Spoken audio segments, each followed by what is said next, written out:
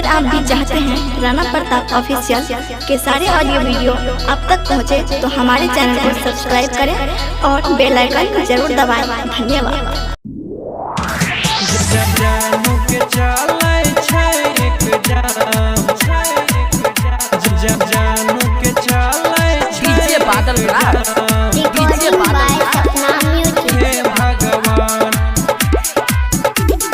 जानू के चले एग्जाम पास कराई दिहा हे भगवान।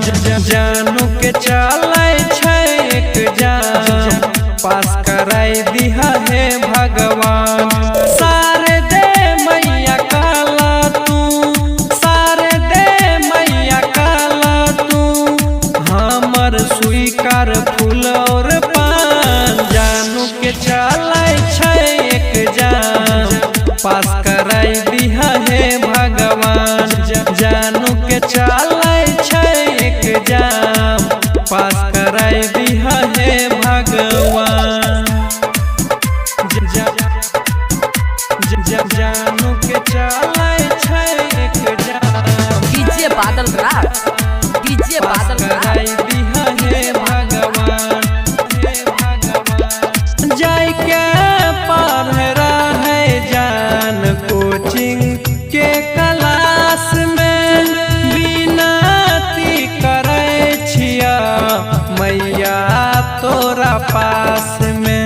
जानू के चले एग्जाम जाय के पढ़ रहे जान कोचिंग के क्लास में, विनती करे छिया मैया तोरा पास में। टेंशन से रहे छै परेशान पास कराई दिहा हे भगवान।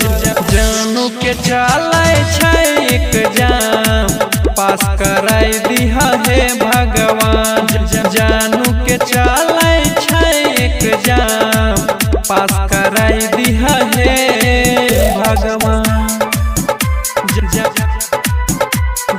जानू के चले एग्जाम डीजे बादल राज, डीजे बादल कराई दिहा हे भगवान। जेकरा चाहे छो मैया बनबै छो विद्वान हे, तोरे कृपा से होय छै दुनिया में बड़ा नाम हे। जानू के चले एग्जाम जेकरा चाहे छो मैया बनबै छो विद्वान हे, तोरे कृपा से होय छै दुनिया में बड़ा नाम हे। राइटर जी तू के कर दिहा काम पास कराई दिहा हे भगवान। जानू के चले एग्जाम पास कराई दिहा हे भगवान। जानू के चले एग्जाम